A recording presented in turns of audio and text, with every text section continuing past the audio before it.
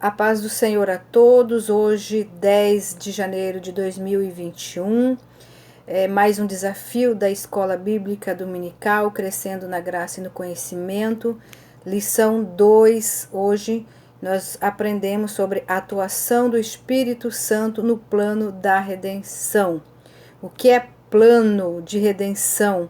Plano significa planejamento de Deus, Deus da fundação do mundo, quando Ele planejou criar a terra e o céu e em tudo no que Ele há e criar a humanidade. Significa resgate, resgatando, em que essas duas palavras, plano da redenção, a redenção já é um aprofundamento que significa resgate.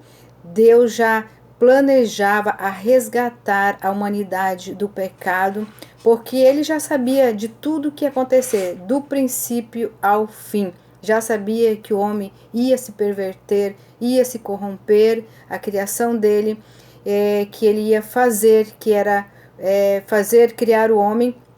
Então ele já sabia de tudo desde os princípios. Porém, esse plano, esse projeto dele precisava ser executado, precisava ser cumprido, porque ele é um homem que não volta atrás daquilo que ele planejou, daquilo que ele fez. E assim ele executou o seu plano, deixando que o seu filho viesse a morrer na cruz do Calvário para que houvesse então a salvação, que houvesse a redenção.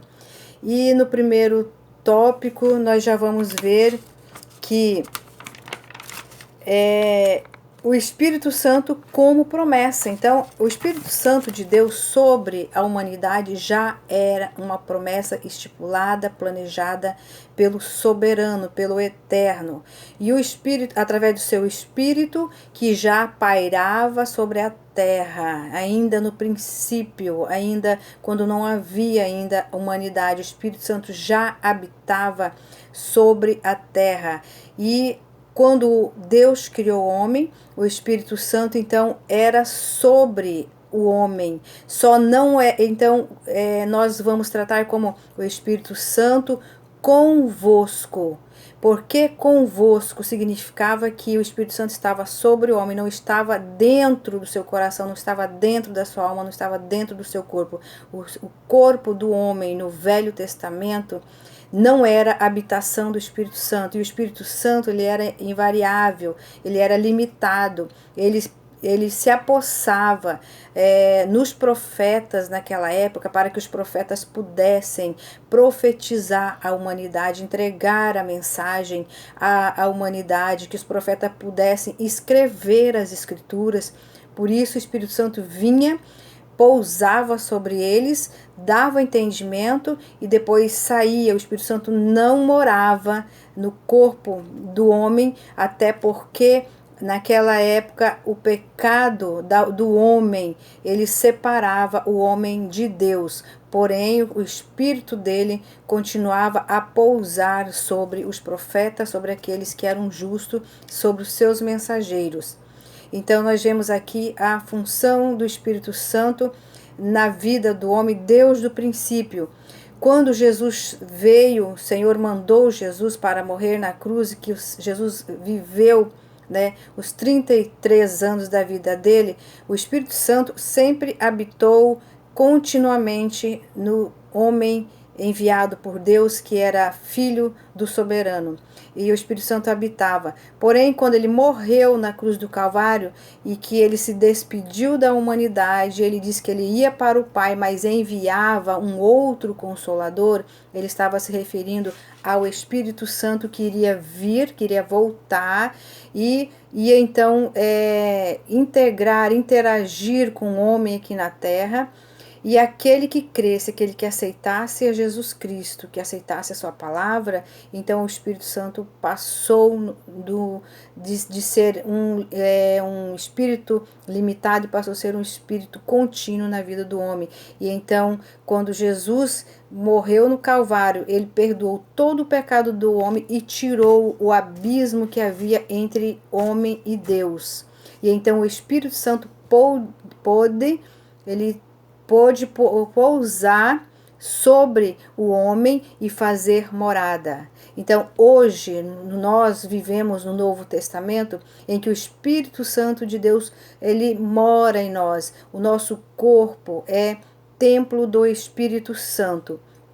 Então, é importante saber que sem o Espírito Santo, nós não vemos Deus. Sem o Espírito Santo, nós somos desprovidos de tudo e qualquer capacidade humana aqui nessa terra, porque o Espírito Santo que nos ensina, é Ele que nos guia, é Ele que faz nos lembrar de coisas que nós vimos, de coisas que nós falamos, até porque muitas coisas Jesus apenas falou, e nós sabemos que Ele falou, mas Ele não escreveu, não deixou escrito. Então o Espírito Santo, a missão do Espírito Santo é nos fazer lembrar de tudo aquilo que muitas vezes a nossa memória ela é limitada, mas o Espírito Santo hoje ele não é mais limitado, e ele age juntamente com o Pai e o Filho. Então são três trindades, três pessoas divinas, que não existe a palavra trindade, que nós já comentamos na aula passada. Na Bíblia não é registrada a palavra trindade, mas por se falar em três pessoas diferentes, com a mesma interação, com o mesmo agir, com o mesmo poder, sem hierarquia, então nós entendemos que são três pessoas, são chamado de trino, e também muitos chamam de trindade, e muitos chamam também de três pessoas divinas. O certo é que o Pai, o Filho e o Espírito Santo, hoje eles habitam, eles interagem na vida humana, juntamente, em conjunto, sempre um auxiliando ao outro, sem ser um mais importante do que o outro, porque todos os três são poderosos, são pessoas que nos ouvem, que nos escutam, que nos guiam e que nos levam para a salvação. E então Jesus fez a função dele, que foi morrer na cruz do Calvário. Agora o Espírito Santo de Deus, a função do Espírito Santo de Deus agora é convencer o homem do seu pecado. E daí a Bíblia diz que lá no Velho Testamento o Espírito Santo agia diretamente na alma do homem, no seu íntimo. Hoje o Espírito Santo ele age na mente para convencer que nós larguemos todo o pecado, que nós nos purifiquemos, que nós nos limpemos, para que ele possa habitar então no nosso corpo e fazer morada. Isso significa que aquele que não crê, significa que aquele que não aceita a Deus, que não aceita o Pai, que não aceita o Espírito Santo não fará morada nele. Porque o Espírito Santo só vai entrar quando a pessoa, ela tomar uma decisão, tomar uma posição, se convencer que ela é pecadora e que ela necessita e é dependente de Jesus, que ela é dependente de Deus, que ela é dependente do Espírito Santo. Então, quando nós fazemos uma decisão, quando nós aceitamos Jesus, quando nós cremos, quando nós nos convertemos dos nossos maus caminhos, então o nosso corpo é limpo e o Espírito Santo passa a fazer morada. E a partir dali, ele começa a trabalhar no ser humano, na pessoa, ali instruindo, ensinando, capacitando, guiando, lembrando, dando sabedoria, levando ao Pai, com gemidos até inexprimíveis, certas coisas que nós pedimos a Deus, que às vezes é impossível para nós, mas o Espírito Santo, ele se encarrega de levar até Deus. E uma das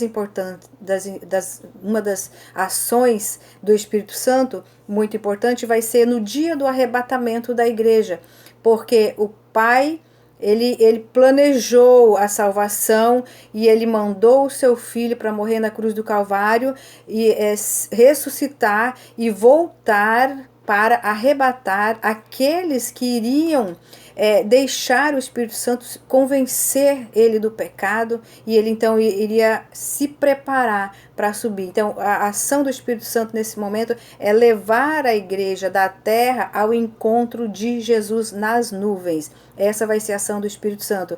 E aí, mais uma vez, nós afirmamos que aquele que não crê, aquele que não aceita Jesus Cristo, que não tiver com o Espírito Santo, ele não irá subir, ele não irá até o encontro de Jesus, porque é a mesma coisa que o Espírito Santo fará o papel de pai da igreja, que é a noiva, que ele vai ao lado da noiva levar a igreja até o altar para entregar para o noivo. É esse papel que o Espírito Santo vai fazer no dia do arrebatamento. Ele vai levar a igreja até Jesus nos ares e vai entregar para o Senhor.